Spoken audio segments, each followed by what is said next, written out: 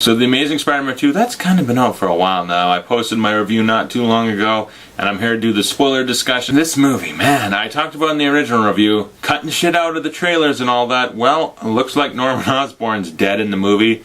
You find out pretty early. First off, you see Peter's parents die, which is starting to wrap up the crap we got from the first movie, The Untold Story. They're getting to wrapping that up here, so I like that. I was happy about it. The fight was pretty exciting. It got a little shaky cam, and then they immediately got rid of it, and I was very happy about that. It's an exciting fight, although I'm really not sure. Did that technology of Sony Vial laptops exist back then? I really don't think it did. Oh, can Peter catch his parents' killer already? Because I think when the first movie came out, the whole thing is like, he never even caught the guy that did it. You got away, and someone, maybe it was on Schmoes Know, they were talking about how the guy went on to become Shocker in the comics, so maybe they're thinking about doing that in these movies. If in Spider-Man 3 the guy that killed Peter's parents becomes Shocker, okay, that's fine. If it doesn't though, then it's just a plotline that gets dropped and forgotten about, and I'm not gonna wait forever. They do it either in Sinister 6 or Spider-Man 3, which to me is still taking too long. He could have been Shocker in this movie and we wouldn't have cared really. But if we wait until Amazing Spider-Man 4 to wrap that part of the first movie up, that plotline from the first movie, then it's just, come on, that's taking way too long. But otherwise, most of the plot lines are getting wrapped up. You get most of the thing, the whole gene splicing, spiders and humans kind of crossbreed doing that, which kind of, in a way like Ang Lee's Hulk, Peter's dad experimented on himself, ended up kind of passing on to Peter, so when he got bit, that's why he became Spider-Man. Meanwhile, when Harry Osborn tries to do that, kind of fucks him up and turns him into the Green Goblin. Gives him a better hairstyle than what he had. He had the emo Peter haircut. Also in the opening of this movie, the first Spider-Man scene is awesome. It's all filmed really good. The effects are 2 times better than what they were in The Amazing Spider-Man. And I like this Spider-Man a lot more. The costume is better. He's got one-liners and puns. He's funny. He's the Spider-Man I wanted to always get. And Tobey Maguire almost had it. But this one, Andrew Garfield actually gets it spot on. He does it perfect, so I like that. Hated Paul Giamatti, the stupid... I don't even know what the fuck he was saying in the movie. I don't. He's screaming really loud in Russian. What is he saying? Like when I get the Blu-ray, I'm going to be watching those scenes specifically with subtitles going, oh, that's what he said. Okay then. But it probably won't be memorable. There's a couple lines in this movie that suck. It's my birthday, Spider-Man. I'm about to light my candles, or whatever that was. Where Peter's like, you a shaker or a hugger or something, and he's like, I'm a killer, and he starts shooting at him. I'm like, that was fucking... God, and then he does the thing where he webs him up, pulls his pants down. Paul Giamatti was an epic fail in this movie. I hated every second of it pretty much. But everything that Spider-Man was doing was pretty much fine. It's just when it was Spider-Man interacting with Paul Giamatti, it started getting kind of, God. But otherwise, it was a really, really good scene. The best Spider-Man scene I've ever seen in the movie. Even better than a lot of the other stuff in this movie. Because, you know, the last fight with Electro, a little underwhelming. The last fight with Green Goblin was very quick and exciting. But it was also very quick, so it was short. So there wasn't a lot of time to enjoy it. It was like, quick, dramatic, oh God, what's going to happen to Gwen Stacy? That goes that's place, and then it's over. And Peter's middle fight with Electro also, it's a real quick thing. He shoots a little bit of electricity, Spider-Man fixes it, sprays him, it's over.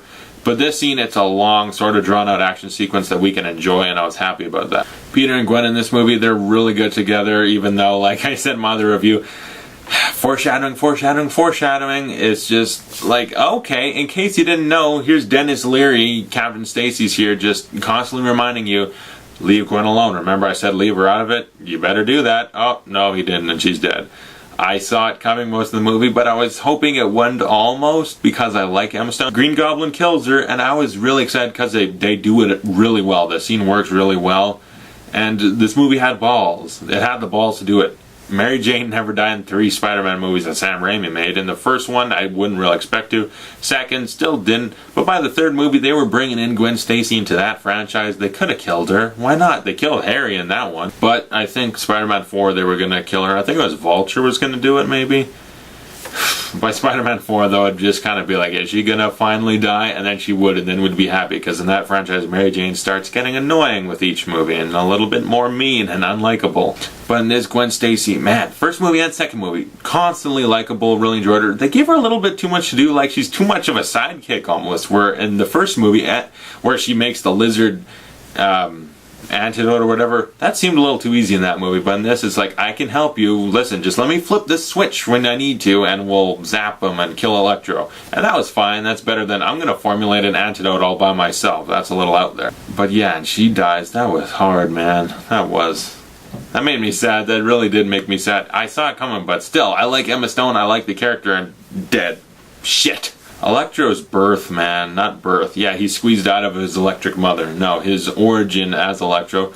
That was so dumb. Hey, it's pretty dangerous up here, man. Can you shut off this electric grid? Nah, I'm already out the door. Too bad. See ya. It's just like he might as well said, get fucked, Max. Nobody cares about you, and I'm going home to heat my TV dinner, and I'm gonna watch some Game of Thrones. I was trying to think, what's a popular show now? But everything's on Netflix, so pick and choose what you want. And then he goes, gets zapped, falls into the, I believe would be genetically enhanced electric eels, because everything Oscorp does now is humans and animals. I don't like that Oscorp is creating every villain. They created the Lizard, they created Electro, not exactly on purpose, but they did it. Green Goblin, the Rhino, they're gonna do Doc Ock, and the Vulture. That's 6. Did I count that right? I don't know. And also, probably Venom, because in the Ultimate Spider-Man video game, I remember Venom was made by Peter's dad and Eddie Brock's dad at Oscorp, I think, as a way to cure cancer. But it didn't work out, so that'll be very easy for them to do in the Venom standalone movie, so probably Venom. And if Kraven the Hunter and Mysterio are also Oscorp made, I'll just be like, come on, can we have a couple villains that don't have to be made by Oscorp? Because then Oscorp's this giant building of just...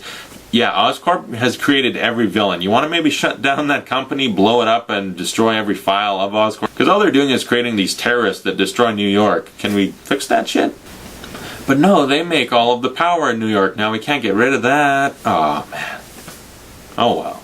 That scene at the end, man, I really dug that Rhino scene at the end. Not Rhino itself, because it was more Paul Giamatti screaming, shooting miniguns off his arms, and then eventually slipped the little Rhino thing so he had the horn sticking out. I was like...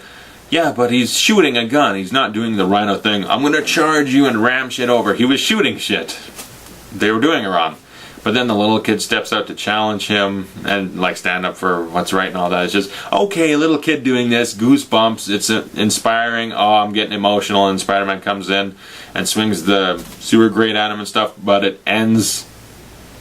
No action scene. It's just, oh, that was all the Rhino we get? Why did they advertise him? It'd be like going into The Dark Knight Rises like, oh man, they showed some Catwoman, eh? And then literally, oh, here's Selena Kyle stealing something from Batman. She has a fight with him on a rooftop and then leaves the movie. You'd be like, come on, what? 2 times in the movie? That's it? It feels like such a cop-out where all we showed, they pretty much showed every single thing Rhino did in the trailer. And that's it. They led you to believe if he's not a big role, at least we're going to get some Rhino action. But he's literally a bookend of the movie. At the beginning, at the end. Okay. Leading into Sinister Six. At least at the beginning of Sinister Six, can we maybe get some of the Rhino Spider-Man fight? Or a good Rhino Spider-Man fight? Not the lead up to it. I want to see Spider-Man and Rhino fight. And this trailer led me to believe I'd get a little bit of that. They honestly should have cut him out of the trailer, kept him off the posters, everything. Rhino would have been a great surprise. Because you would start the movie and like, oh, what's Paul Giamatti doing? And then you'd think, well, does he come back as someone? And when he comes back at the end as Rhino, you'd be like, oh, that's kind of exciting. And at least if you didn't know about it, you wouldn't be as mad that it ends without a fight. Because you're like, oh, well, that wasn't advertised. That's just a lead-in for the next movie. That's neat. That's a fun surprise. But no, expectations. Fucking Sony, get your shit together. And Green Goblin, I enjoyed the little bit we had of him. Because that fight was freaking intense, him trying to kill Gwen Stacy. I like Dane DeHaan's performance. And Electro, though, I kind of hope he doesn't come back. He's underwhelming. I enjoyed all the build-up. Once we get him, though, he's going to shut all the lights off in New York, does a little electric junk, and goes out. Okay, if they ever bring him back, whatever. I'm honestly fine with him being dead. But then again, I like that one scene. Electro and Harry Osborn had that scene where Harry's like, I need you, please help me, I need you. You're all I got, I need you. That whole thing where he's telling Electro exactly what Electro wants to hear, and it works. So then I like that scene. They were really good together in that scene. And that guy's walking, you see, oh, there's Vulture's wings, Doc Ock stuff, the Rhino junk. Okay, we get Sinister Six. But couldn't we? There was a scene cut from was going to be after the credits where you see Norman Osborn's head in a jar, and that guy in the man in black would walk up and be like, wake up, old buddy, you got shit to do or something. That would have been good, and we didn't get that. Instead, we got an advertisement for X-Men Days of Future Past. What? Are you kidding me?